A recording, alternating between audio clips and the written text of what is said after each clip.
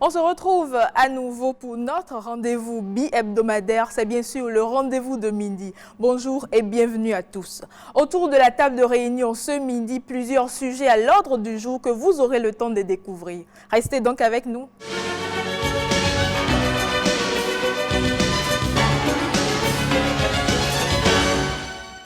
Nous allons être très didactiques dans e-tech et ce midi, Rebecca nous emmène à la découverte d'une plateforme de formation qui a un contenu divers et varié. De votre canapé à la maison, vous pouvez prendre par exemple des cours de gestion d'entreprise en ligne, bien sûr. Rebecca est déjà avec nous et va nous expliquer davantage de quoi il s'agit. Rebecca, bonjour. Bonjour Mylène, bonjour aux téléspectateurs. Adonis, bonjour. Bonjour Rebecca.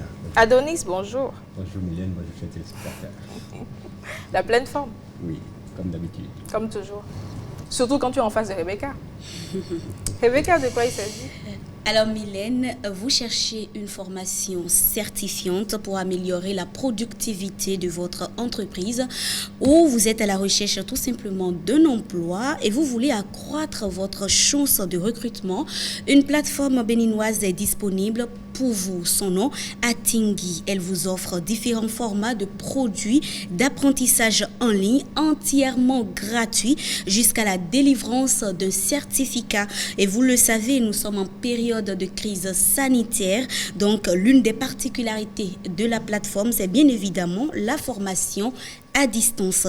Sur cette plateforme, toujours, vous pouvez vous faire former dans les domaines tels que l'agriculture, l'entrepreneuriat, la nutrition, la gestion d'entreprises, de projets, le plan d'affaires. Selon ses concepteurs, Atingui a pour objectif de renforcer dans différents domaines agricoles et entrepreneuriaux les capacités des étudiants, du personnel et des membres des organisations paysannes, prestataires du conseil agricole, du personnel des structures étatiques, d'appui aux producteurs, des formateurs, des agricoles et des coachs. Mylène. Juste ça, on n'a pas de journalisme. Non, mais c'est tout. Enfin, on a cité quelques domaines. Il y a bien plus. Il y a bien plus. Alors, il faut ajouter aussi, Mylène, que cette plateforme d'apprentissage à distance a vu le jour au Bénin grâce à un projet dénommé Projet Global Africa Cloud, mis en œuvre par une structure internationale et le ministère du numérique et de la digitalisation du Bénin. Alors, comment utiliser cette plateforme Atingui? Pour devenir utilisateur de la plateforme Atingui, il vous suffira juste d'avoir une adresse email et vous tapez dans votre navigateur avec un portable, un ordinateur ou une tablette www.atingui.org. www.atingui.org. Une fois que vous êtes redirigé vers les pages de la plateforme Atingui, vous allez voir dans le point supérieur gauche un bouton s'inscrire et il suffit juste d'appuyer sur ce bouton s'inscrire pour renseigner votre adresse email et puis par la suite, il vous envoie une notification dans votre boîte mail et vous suivez le lien pour remplir votre profil. Et tout est gratuit? Tout est gratuit, en tout cas jusqu'à l'heure où nous parlons. Mais tu n'as pas essayé quand même? Pas Tu n'as pas essayé de suivre une formation en ligne? Non, je n'ai pas essayé de suivre une formation en ligne, mais j'ai essayé quand même de voir un peu à quoi ressemble la plateforme. Le diplôme se délivre comment? Après le nombre de mois de formation, on vous délivre un certificat. C'est vrai que ce certificat ne remplace pas forcément le diplôme de base obtenu déjà par le candidat, l'étudiant, on va dire, dans ce cas précis. Des cours en ligne, Adonis, tu en as suivi plusieurs. On n'a pas toutes les formations ici, bien sûr. Oui, pour un peu appuyer ce que Rebecca a dit, en fait, la plateforme Atingui est beaucoup plus déjà dans un esprit de promotion des cours sur l'économie verte d'abord. Après, ils ont y associé tout ce qui est lié au développement numérique, au développement du digital. Vous avez même des cours aussi d'ordre social un peu partout. Donc, ça branche beaucoup de domaines. Et pour avoir un certificat, il suffit de suivre les différentes étapes, c'est-à-dire les cours des différents modules que vous devez suivre et les finir. Il faut rappeler que le cours est interactif, c'est-à-dire Vous avez de l'écrit, vous avez de l'audio et de la vidéo. Donc tout ça vous permettra de pouvoir suivre aussi ce cours. C'est un peu comme la plateforme e-learning du gouvernement aussi.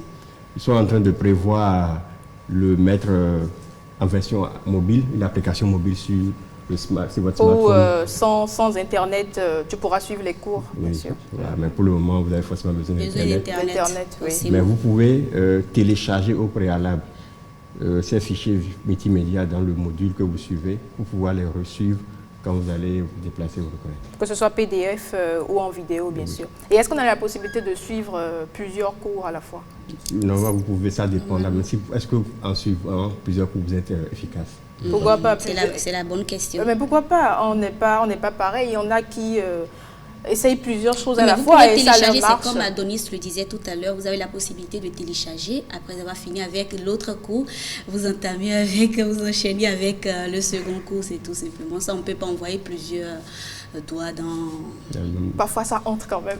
Il n'y a que Mylène pour trouver que ça entre. Quand je parle de télécharger, ce n'est pas que vous avez le truc de façon dématérialisée, mais ça reste sur le cache de votre navigateur.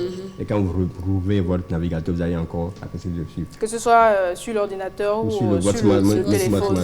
Seulement qu'il y a une durée en matière de sécurité par rapport aux données et autres. Il y a une durée de validité des informations qui vous font que chaque fois que vous dépassez le délai, vous devez recharger encore le navigateur pour voir accès aux différentes informations. À chaque fois.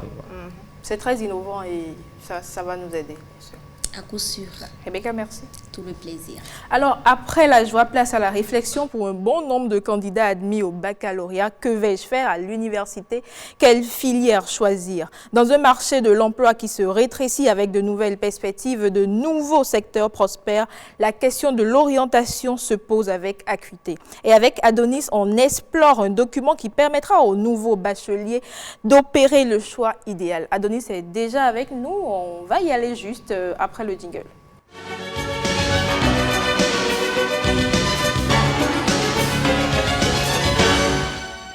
Alors Adonis, dis-nous tout sur le document déjà, fais voir de quoi il s'agit. Je parle du guide d'orientation universitaire 2020-2021.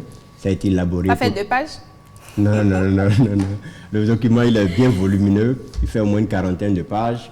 Il a été élaboré lors de la rentrée précédente, 2022, pour permettre, d'une part, aux élèves qui ont reçu le bac, aux futurs étudiants, et aussi aux parents de savoir les différents débouchés, les différentes filières et les différentes opportunités, ainsi que les établissements habilités à donner des formations données. Donc, ce document qui a été mis en place par le ministère de l'Enseignement supérieur et de la Recherche scientifique permet aux bacheliers d'avoir une meilleure orientation universitaire. Vous n'êtes pas sans savoir que récemment, le gouvernement a entamé aussi des réformes dans l'enseignement supérieur. Donc, c'est tout un processus qui est en train d'être suivi pour pouvoir permettre d'avoir à la fin de votre cursus des personnes capables de travailler qui ne vont plus encore rester à la maison à cause du chômage.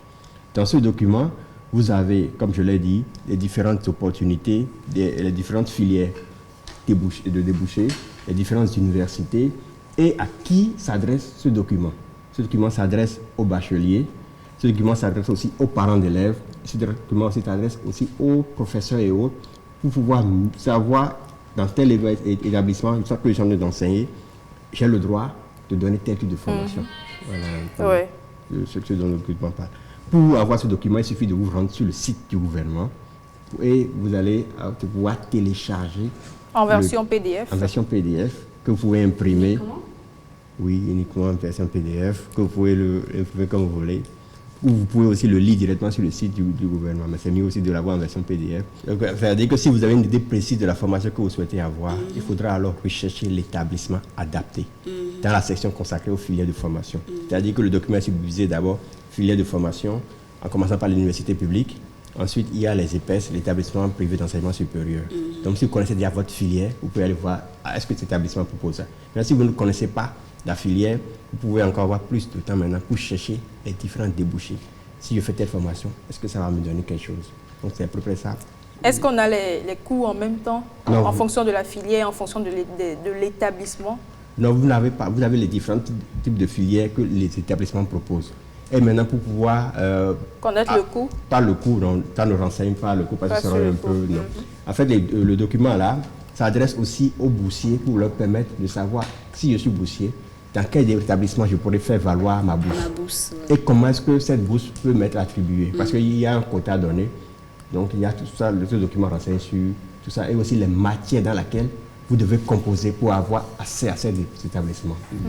Voilà. Et il faut savoir exactement en quoi on est bon pour pouvoir faire ce choix. Si vous n'êtes pas bon en mathématiques et que vous allez choisir une filière où vous devez forcément faire des calculs, c'est compliqué. Il faut aussi souligner qu'il faut bien analyser les débouchés professionnels qu'offre la formation au regard du marché du travail. Oui, c'est important. Rebecca, si ce document, on l'avait eu il y a quelques années... Les choses seraient différentes, certainement. Ah, donc vous voulez dire indirectement que vous n'avez pas voulu là où vous êtes ça? On n'a jamais dit ça, mais on a plusieurs passions, n'est-ce pas? On aurait aimé qu'un tel document nous oriente en ce temps. Bon. On va juste remercier ceux qui ont... Ceux qui ont eu l'idée, oui. D'abord, ceux qui ont eu l'idée de le faire. Oui. Quand je prends par exemple, je donne juste un exemple. D'un institut qui vous forme en génie logiciel. Vous avez comme débouché analyse et concepteur, architecte logiciel, administrateur des bases de données, développement d'applications métiers. Donc à chaque filière de formation, vous avez le mode d'entrée. Est-ce que c'est pas classement? Est-ce que c'est pas concours? Les baccalauréats pour rentrer dedans. Est-ce que c'est le bac C, le bac D, le bac E, le DTI? Les matières principales dans lesquelles vous devez composer. C'est-à-dire que les maths, l'anglais, le français et les débouchés. Donc, à chaque type d'établissement, à chaque type de formation, vous avez tous ces différents détails. Je continue de le dire, c'est très intéressant. On va l'essayer pour nos enfants, nos cousines qui sont encore sur les bancs ou qui ont eu le bac déjà à la maison. Mais ça, on ne sait pas si peut-être il y a repassé encore une deuxième fois le bac. Ouais, j'y pense, pourquoi pas, en une filière, un domaine scientifique. Je vais m'essayer, ça va donner quelque chose, forcément. Il faut le rappeler que le taux actuel du bac, c'est une première depuis 50 ans, 64,42%. Donc, il vaut mieux que les parents puissent, avec leurs enfants, réfléchir pour mieux penser à la filière à laquelle l'enfant va s'y atteler et aussi savoir qu'est-ce qu'il va devenir. Il faut qu'il ne se perde pas après, parce que ça arrive. On en rencontre un peu partout. Adonis, merci. C'est moi. Alors, les informations piochées, ça et là, vous le savez déjà, c'est avec Herman Amengan. Pêle-mêle nous conduit à Lyon et Cannes en France, mais aussi à N'Djamena au Tchad.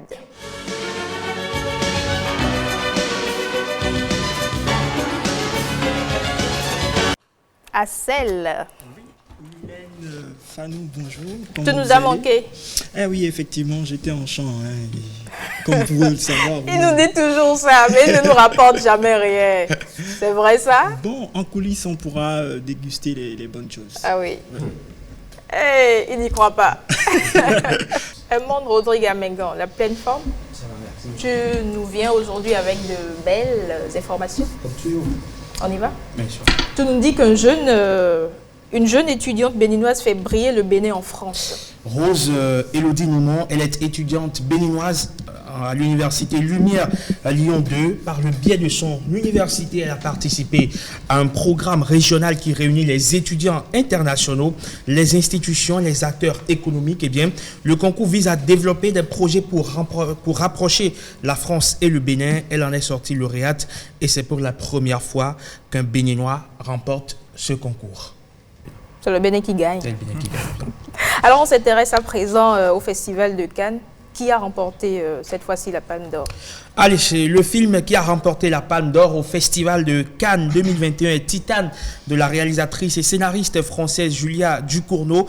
C'est la première fois qu'une femme remporte seule une Palme d'Or au Festival de Cannes. On s'en souvient, Jane Campion avait auparavant décroché la récompense ultime pour la leçon de piano ex aequo avec Chen Cake qui avait réalisé Adieu ma concubine Titane. Succède ainsi, on va le dire, à la satire sociale Parasite du réalisateur sud-coréen Bong Joon-ho. C'était en 2019. Ce ne sera donc pas une fois encore le tour de l'Afrique. Il y avait pourtant un film tchadien qui portait assez d'espoir. Oui, Lingui, les liens sacrés du réalisateur Mahmat Saleh Haroun qui avait reçu le prix du jury à Cannes en 2010 pour Un homme qui crie était l'un des 2 films du continent en compétition, évidemment filmé dans les faubourgs de la capitale tchadienne N'Djamena. Le film raconte l'histoire d'Amina, mère seule, qui découvre que sa fille de 15 ans, Maria, est enceinte, une grossesse fruit d'un viol que l'adolescente ne veut pas dans un pays où l'avortement est condamné par la religion, mais aussi par la loi. Seule, marginalisée, surveillée, eh bien, le film dresse un portrait fort des femmes qui tentent de survivre dans un milieu hostile au patriarcat et religion empoisonne la vie des femmes. Seule lumière d'espoir, c'est bien évidemment le lingui, ce lien que les femmes vont tisser entre elles pour tenter de s'en sortir. C'est ainsi qu'Amina fait le choix de soutenir sa fille dans sa quête d'avortement, allant donc à l'encontre de sa foi. C'est un choix assez fort. Oui. Et évidemment, Lingui ne parle pas que d'avortement. Pas du tout. Pour son réalisateur, le film ne traite pas seulement de la question de l'avortement, mais, je cite, du quotidien des femmes au Tchad. C'est un film, dit-il, sur les héroïnes du quotidien. Ce sont elles qui portent le monde, qui les maintiennent dans une forme de domination. Pourtant, sinon, parler des femmes, c'est forcément parler de tous ces problèmes, souligne-t-il.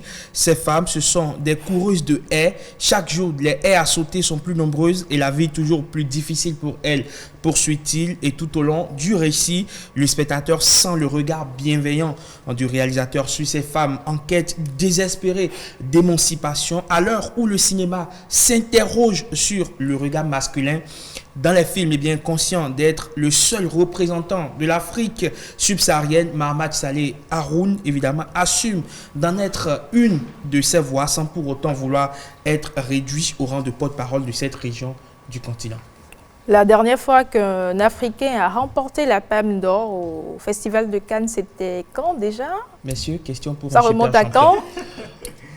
Je donne Ma main a coupé ou ta tête a coupé? Non, aucune tête. Ils vont pas trouver. Je donne 10 000 à celui qui trouve la réponse. Ok, d'accord, on y va. Aucun indice. Lui, il a un ordinateur, attention. Peut-être qu'il a déjà cherché, qui sait. Et bon, ça remonte à quand déjà? Alors, dans l'histoire du festival, un seul réalisateur issu du continent africain s'est vu décerner la distinction suprême. Il s'agit de l'Algérien Mohamed Lakhdar Amina. C'était en 1975 avec Chronique des années de Braise. Depuis, plus rien, du moins 46 ans que la Palme d'Or n'est pas revenue sur le continent. Ça fait quand même un moment déjà. Un bon moment. Ouais. Je sais que ça fait partie de tes passions, réaliser des films. Tu t'y mets quand et tu nous ramènes la Palme d'Or quand, Herman? C'est un sacré challenge. On va s'y mettre. Il a du chemin, hein. Il a véritablement du chemin parce que pour remporter une Palme d'Or, c'est qu'il faut travailler comme un fou. Ouais, il faut avoir les idées qu'il faut et travailler avec les bons. C'est déjà bien, Herman. Bien évidemment, il faut avoir de l'idée innovante. Donc, de l'originalité surtout. De l'originalité dans le traitement surtout du sujet parce que vous pouvez avoir une idée originale, seulement que passer à côté du traitement. Vous allez passer à côté. Donc, dans le traitement du sujet, dans l'œil artistique qu'il y a derrière pour pouvoir essayer de trouver le bon filon pour traiter le sujet, du sujet. C'est beaucoup de choses qui entrent en ligne de compte.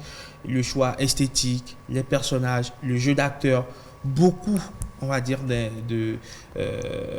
on va le dire ainsi, beaucoup de facteurs qui entrent en ligne de mire pour pouvoir toucher les sommets parce que la Palme d'Or, c'est quand même le Graal. C'est quand même quelque chose. C'est la distinction suprême au cinéma. Enfin, l'une des distinctions suprêmes quand on va parler aussi des Césars, bien évidemment. Donc, il faut beaucoup travailler. Si depuis 46 ans, la Palme d'Or n'est pas revenue en Afrique, ce n'est pas parce qu'on a de très mauvais réalisateurs sur le continent ou parce que nos réalisateurs ne sont pas à la hauteur de ceux d'autres nations. Pas du tout. Mais c'est qu'en termes d'exigence, en termes de principe pour pouvoir se hisser sur la première marche du podium, c'est beaucoup de sacrifices. On va y arriver. Certainement. Adonis? Et j'y crois. Tant qu'on y croit, on peut y arriver. On y croit et on travaille pour. Oui, absolument. Parce qu'en Afrique, on a assez de talent. Et depuis un moment, vous allez voir que beaucoup de films cinématographiques africains qui vont dans beaucoup d'as sont en train d'émerger. Il faudra mieux maintenant repenser ce qu'on fait On n'a pas dit que ce qu'on fait n'est pas de qualité, mais bon, il faudra mieux repenser. Il faut qu'il y ait beaucoup plus d'originalité. Même si on n'a pas de moyens, même avec un petit budget. On peut faire beaucoup. Edmond, merci. Tout le plaisir était pour moi. Et puis, c'est du niébé qui pousse dans notre potager, celui du rendez-vous de midi. Aujourd'hui, sortez vos tenues, apprêtez-vous, on va au champ.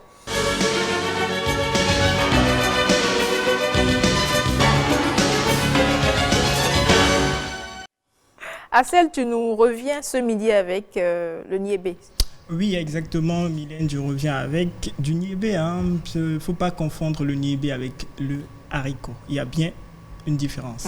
Vous en saurez davantage. Mais il faut noter que le niébé est une espèce de plante de la famille des Fabacées et du genre Vigna, originaire d'Afrique tropicale, dont plusieurs sous-espèces sont cultivées comme plantes alimentaires pour leurs graines, mais surtout pour leurs gousses. Le Nigeria est le producteur mondial de cette plante légumineuse. Au Bénin, comment ça se cultive? On va suivre cet élément pour en savoir davantage.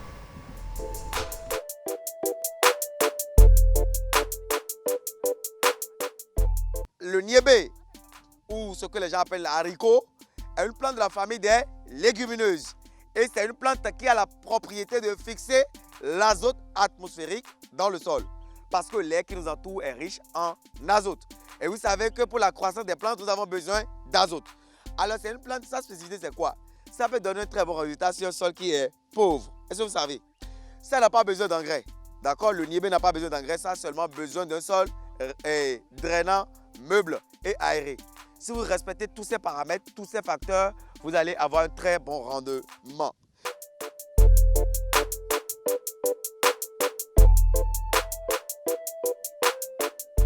Pour faire le niébé, il faut partir d'une bonne semence. Vous filmez dans le champ, vous allez voir que nous sommes déjà en phase de fructification. Il y a déjà des fleurs et des fructifications. Il y a des fruits, des gousses. Alors, c'est à partir de ces gousses-là que nous allons avoir le abobo ou bien le haïkou que nous aimons à la maison. Actuellement, les gousses ne sont pas encore venues à maturité physiologique. Sinon, lorsque les gousses viennent à maturité physiologique, vous avez la gousse qui va changer de couleur et va avoir une couleur brunâtre.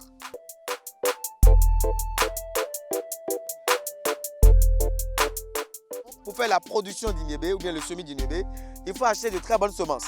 Et la bonne semence s'achète chez les semenciers ou les grands producteurs qui ont conservé la récolte de l'année passée. Vous achetez la semence, vous allez la protéger avec de la cendre de bois. C'est important. Si vous n'avez pas la cendre de bois, vous pouvez la protéger avec des tourbes de coco ou bien vous pouvez la protéger avec les tourteaux de Nîmes. C'est un produit insectifuge. Le tourteau de Nîmes va chasser les insectes. Sinon, le niébé est une plante très fortement parasitée. Vous avez compris? Maintenant, au champ, vous allez semer le niébé à une densité de 40 cm entre les plants, 40 cm entre les lignes. Maintenant, si vous le faites de l'agriculture business, vous semez le niébé à une densité de 40 x 80. 40 cm entre les plants et 80 cm entre les lignes. Je répète, 40 cm entre les plants, 80 cm entre les lignes. Combien de graines de niébé il faut semer par poké à sel? Ici, pour se rassurer que nous allons avoir un résultat intéressant, il faut semer au moins 2 graines par poké. Le poké, c'est le trou que l'on aménage. Et la profondeur du trou, c'est 1 cm de profondeur. La particularité du niébé, lorsque vous semez, il faut piétiner légèrement. Le niébé adore ça. Le niébé adore qu'on le piétine. Normalement, quand on sème une graine, il ne faut pas piétiner, il ne faut pas tasser le sol. Parce que si vous tassez le sol, ça aura plus de difficultés à germer. Or, dans le cas du niébé, lorsque vous tassez le sol, ça lui donne la chaleur nécessaire, la pression nécessaire pour lancer la germination. La germination a eu lieu généralement après 7 jours. 6 à 7 jours, vous avez le niébé qui pousse. Le niébé pousse, c'est une plante très fortement parasitée, je vous le dis au début. Il faut faire des traitements préventifs.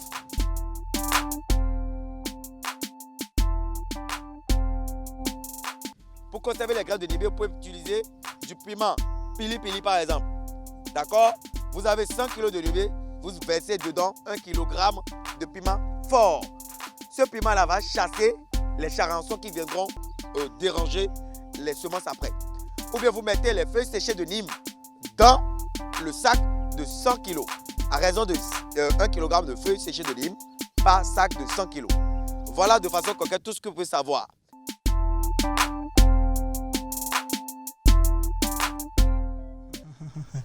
La culture a l'air facile. Ouais, c'est plus facile parce que déjà, quand vous mettez la graine ou la semence de niébé sous terre, déjà au bout de 6 à 1 semaine, c'est-à-dire 7 jours, vous avez la levée. Et à 1 mois, pratiquement, vous avez les gousses. Et donc, 3 mois après, vous avez votre niébé que vous pouvez déjà cuire et manger. Ce qu'il faut retenir essentiellement, c'est qu'il y a une belle différence entre le haricot et le niébé. Le haricot présente un port rampant ou effilé, alors que le niébé présente un port érigé. Alors, les grains du haricot sont généralement plus gros que les grains du niébé.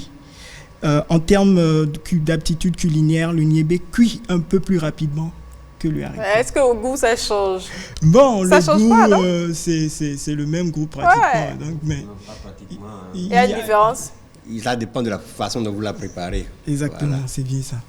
Si on utilise la même technique pour le haricot, ça Parce que donne le même vous allez résultat. juste remarquer que quand vous prenez le niébé, si vous prenez une cuillerée, vous avez plus de grains de niébé dans Ah, la bouche c'est que tout petit. c'est plus petit que le haricot. Ouais. Très, très fin. Mais généralement, c'est petit.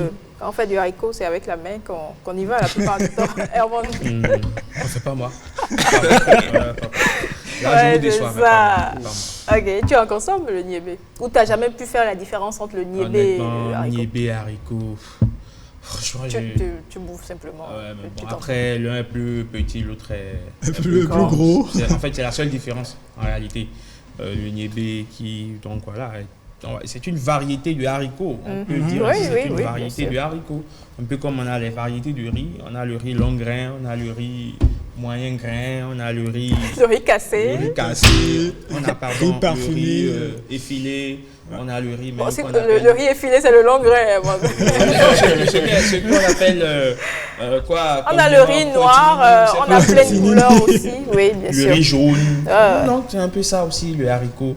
Il y a le blanc, le rouge, le moins gros, tout ça. Donc, non, mais le niébé, on en mange, on en consomme. C'est comme toute légumineuse. Moi, je n'ai pas une affection particulière pour ça. Mais bon, à un moment donné ou à un autre, tu l'as mangé. Tu l'as forcément essayé. Quand tu étais enfant, qui sait? Même maintenant, enfin, pas que je ne mange pas, mais bon, c'est pas dans ma short list de repas préférés. Mais Adonis en raffole? Non, j'en raffole pas, mais j'en ai consommé parce que il y a eu un temps où on avait cherché le haricot, on n'en a pas trouvé. Oui. Et comme dans cette région, ils cultivaient beaucoup plus le niébé, et que vous pouvez aussi le planter chez vous, il est plus facile à pousser. Il a besoin de lumière et d'autres, mais seulement que, bon, c'est sa couleur noire un peu là qui fait que... Qui te gêne? Parce que quand tu me la mets dans l'eau, si tu ne restes pas bien, bon... Il y a toujours de ces grains là que tu retrouves dans le repas. Et avec le niébé, est-ce qu'on peut faire du djongoli? Oui, pourquoi pas. Du moment où c'est un haricot. C'est un haricot, ça se fait, c'est faisable. Est-ce qu'on va pas perdre les vertus? Non, pas du tout. Il y a beaucoup. D'ailleurs, quand on dit graines de niébé ou même le niébé, c'est que ça apporte principalement des protéines à votre organisme, des glucides et même des fibres alimentaires. C'est également riche en vitamine C, en lipides et en vitamine B. Et donc, que vous fassiez le djongoli ou même que vous mangez avec du gari ou avec de l'huile rouge. Si vous avez eu déjà c'est mangeable. Le niébé sans le savoir, surtout il y en a qui font des beignets avec. Voilà, donc vous pouvez avoir mangé sans le savoir. Non, moi je ne prends pas tout ce qui est haricot, je ne supporte pas. Ça vous donne des boutons? Non, j'en suis allergique. Ah ouais? Et il y a plusieurs sortes de réactions en plus. Alors, Mais ça m'a du hata. Donc, Non, mais le hata, c'est... On réfléchit avant de le prendre, on se sacrifie pour ça- pouvoir le... ça prend en du prendre. hata, ça prend du hatassi, mais ça prend pas du haricot. Le hatassi, on peut compter Le nombre de grains, d'haricots dans le hatassi. on a compris. C'est du riz avec des soupçons de haricots, donc ça se comprend. Mais tout ça, c'est pour Ça se éviter après gère. le gaz échappatoire. c'est pour ça qu'il faut se déparasiter souvent. Et on nous dit généralement qu'on peut prendre du jus de citron juste après. Oui, c'est important. Dès que vous prenez le haricot ou même le niébé, il faut prendre le jus de citron pour ne pas tout le temps salir l'air, comme on dit, quand vous êtes à une réunion ou même quand vous allez à une fête. Parce que, enfin, ça gêne beaucoup. L'odeur n'est pas du tout agréable. Et moi, on en sait quelque chose. Déparasité. C'est vrai que c'est assez... Avant, c'est tu en assez- sais quoi? Il a dit que tu en sais quelque Non, chose. c'est vrai que c'est assez désagréable quand vous êtes constipé et que à des moments donnés, vous êtes obligé de signaler votre présence par quelques détonations assez... C'est une bombe. Assez rocambolesque. assez rocambolesque. Donc cette déflagration anale, je vais dire, cette déflagration anale. Donc cette déflagration anale qui signale votre présence, c'est pas forcément très commode, en tout cas pour le bon vivre. Lorsque vous êtes enfant, on vous le dit souvent, lorsque vous avez envie De vous mettre à l'aise. il faut vous lever, aller le faire dehors et vous revenez. Mais quand vous le faites en public, c'est Pour signe ne de- perturber pas les regards surtout, parce que ça gêne énormément. C'est bruyant. On se Dis-moi, regarde de gauche à droite. est-ce qu'on peut le cultiver à la maison, dans notre champ? Oui. Dans votre seulement- jardin? Enfin, dans votre jardin, oui, mais à la maison, si vous n'avez pas assez d'espace, c'est parce que c'est des branches, ça pousse assez vite. C'est comme le haricot, où dès que vous mettez la graine et que ça commence pas à germer, au bout d'un mois, si vous n'avez pas d'espace, C'est vous pouvez pas. tentaculaire. Voilà, exactement ça. Est-ce que ça se consomme le soir? Bon, ça dépend de votre organisme. Surtout. Moi, j'en consomme le soir Et t'as rien? et j'ai rien. Je digère facilement également, même à 22h. À 0 heure, à 1 heure, peu importe. Non. Mais est-ce que le repas. Si, mais attention. Il y a des repas que vous ne devriez pas consommer au-delà d'une certaine heure. Et je crois que le haricot, par exemple, en fait partie. Vous ne pouvez quand même pas prendre des haricots à 22 heures parce que ça nécessite du temps pour la digestion. Et donc, lorsque vous prenez ce repas à 7 heures de la journée, c'est que vous n'avez pas forcément le temps de digérer avant d'aller vous coucher. Et donc, le lendemain, vous avez d'abord déjà un malaise incroyable. T'as du mal à te lever déjà parce du que lit. d'abord, vous passez une mauvaise nuit du fait de votre constipation. Vous n'arrivez pas au lendemain très tôt. Vous n'êtes pas en fait souple. Vous êtes, on va dire, un peu lourd. C'est désagréable. En fait, c'est désagréable. C'est pourquoi il est conseillé généralement de manger vraiment léger. Ainsi, au réveil, vous êtes sharp, Le vous corps, êtes smart, vous êtes dedans. Surtout pour nous qui sommes appelés à nous réveiller très tôt. Donc, franchement, c'est pas commode si vous chargez, comme on le dit le soir. C'est pas Vous commode. êtes chargé le lendemain aussi. Non, mais Mylène, il faut retenir que le haricot, que ce soit le haricot ou même le niébé, ça contient beaucoup de calories. Parce que quand vous prenez... Moi, je connais des gens qui quotidiennement prennent l'haricot. Moi, j'en raffole. Ça, je le dis ouvertement. Le haricot ou même le niébé, j'en raffole. J'ai même dit un jour à ma mère que le jour où je vais me marier, il y aura du haricot ou même du niébé avec cette huile-là, l'huile rouge avec ce qu'on appelle bacon. Zomi, justement, c'est ça, cette expression que je cherchais. Et qu'il y aura à foison pour ceux qui veulent, des jeunes comme moi qui en raffolent, ils vont en prendre, ils vont manger à satiété. Ah ouais. Parce que C'est nouveau, ouais. Intéressant. Vous êtes tous invités, hein, mon mariage c'est bientôt. Assel, merci. C'est gentil. Merci Mylène. On va à présent à la rencontre de notre référence du jour avec Ariane Da Silva.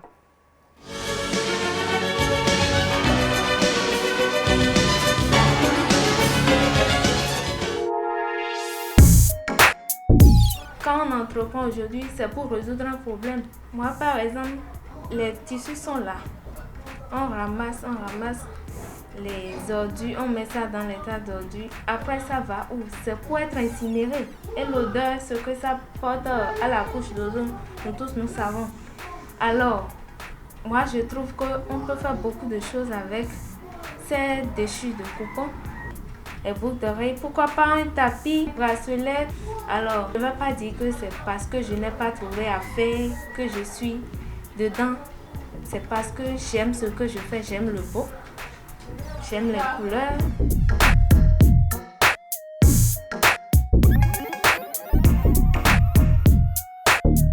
Après mes études, j'ai fait des stages et j'ai travaillé en entreprise et j'ai quand même eu de la main comment ça se passe là-bas et tout. Pourtant, toujours poussée par la passion et là-bas, je crée de la richesse, je compte la richesse des autres là-bas. Alors que quand moi-même je fais mon truc, je crée ma propre fortune. Tout ce qui est ici m'appartient, c'est pour moi. Ma connaissance sur ce domaine, c'est pour moi. Je peux créer, faire quelque chose qui sort de l'ordinaire et gagner ma vie avec.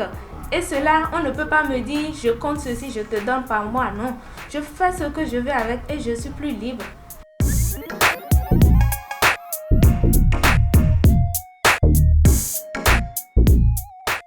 Je préfère me consacrer à la mode. D'abord parce que la passion ne disparaît pas. En tout cas, pour ma part, je ne pense pas que ça peut disparaître. Et je pense, si un jour je dois exercer la comptabilité, ça serait toujours pour mon entreprise.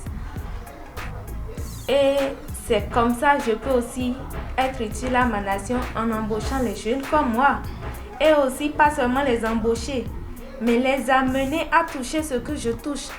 À comprendre que on ne fait pas aujourd'hui quelque chose, on ne peut pas forcément dire que on attend l'État, comme on le dit, le gouvernement, avant de s'en sortir dans la société. Non, tu te crées ta propre fortune et tu aides aussi ta nation.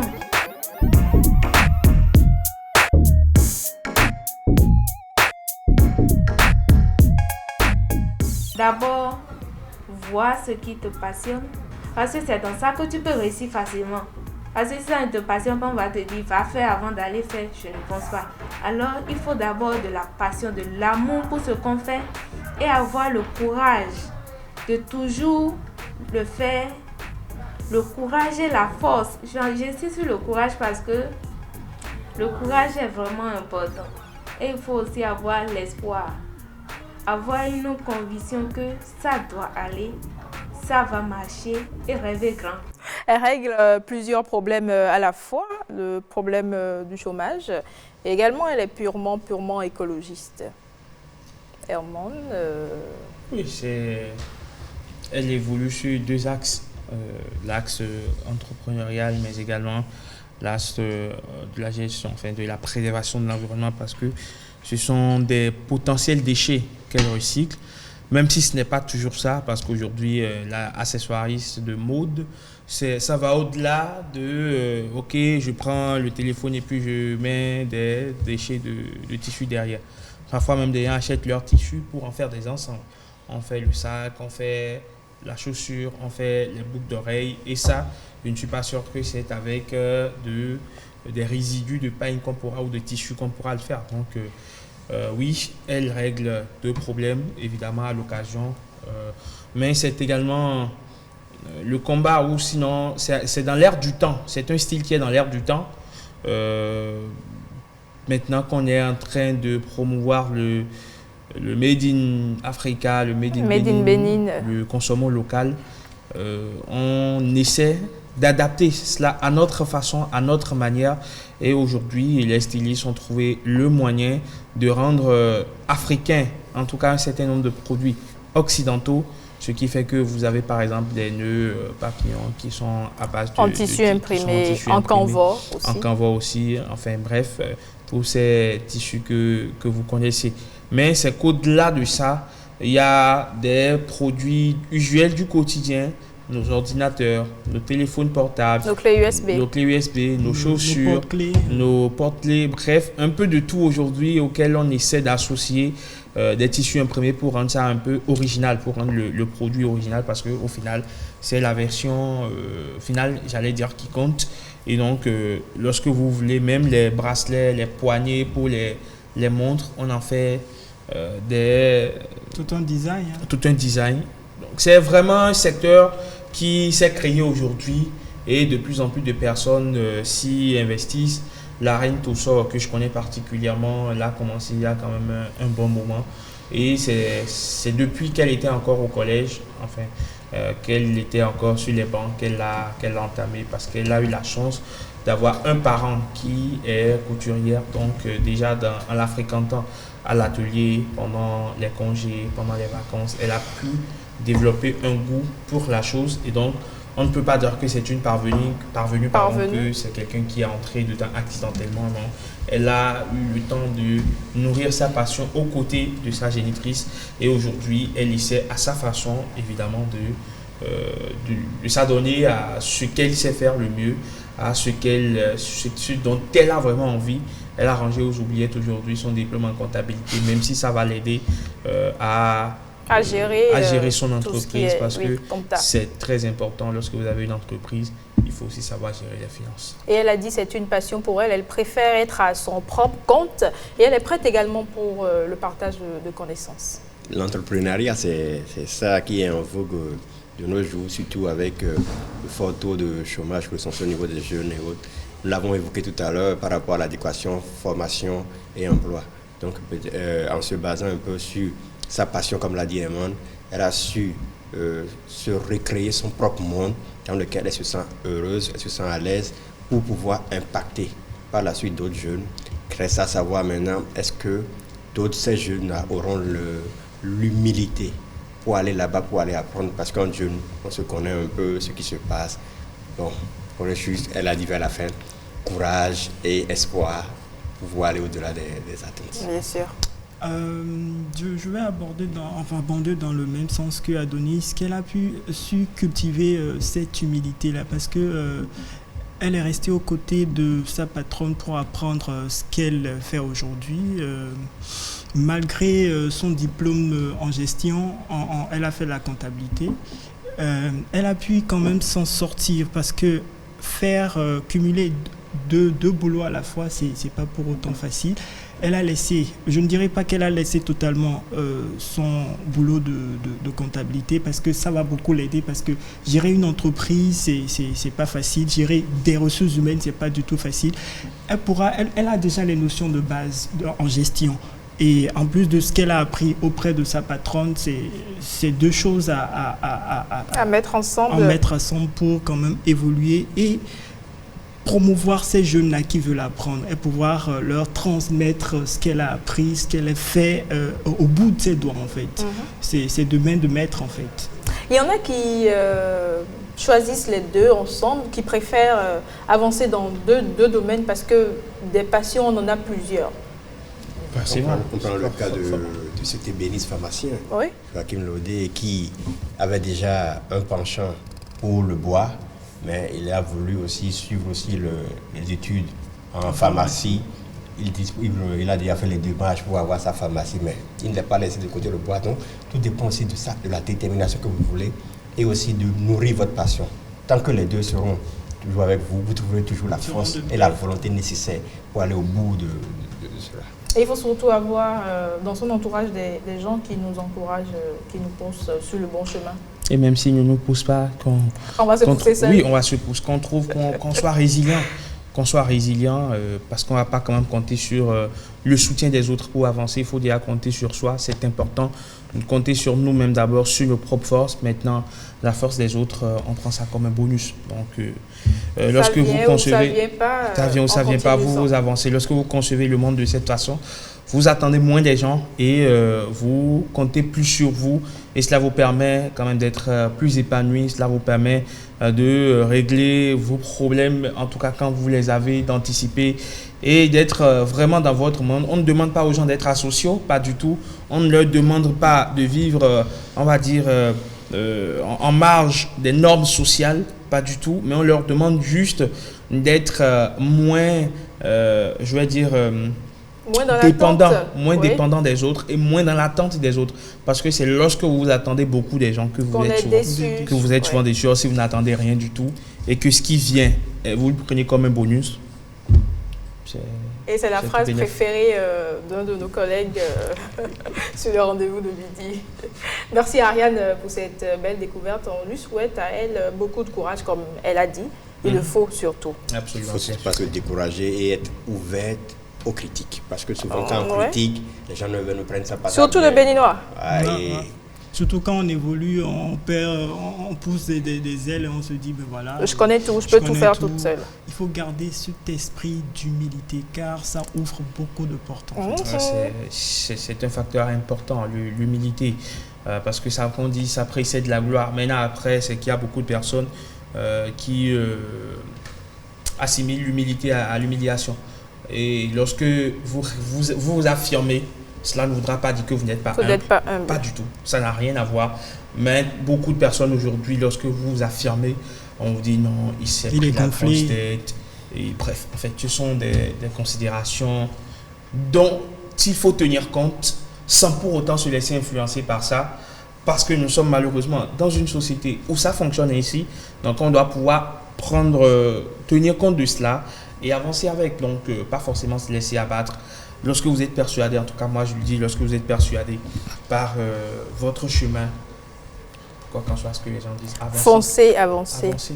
Si vous y croyez et vous savez en votre âme et conscience que c'est ce chemin qui va vous mener au bout de vos rêves, ou qui va vous porter au pinacle, allez-y, pourquoi pas. Après, si vous vous cassez la gueule, vous allez vous relever. Et C'est on a aussi ça. toujours des leçons, une leçon à apprendre de toute expérience. Et si vous ne vous cassez pas la gueule, vous n'avez Vous n'avez rien appris. Hein. Vous n'avez rien appris. Ouais. C'est en vous cassant la gueule, c'est en vous tombant et en relevant.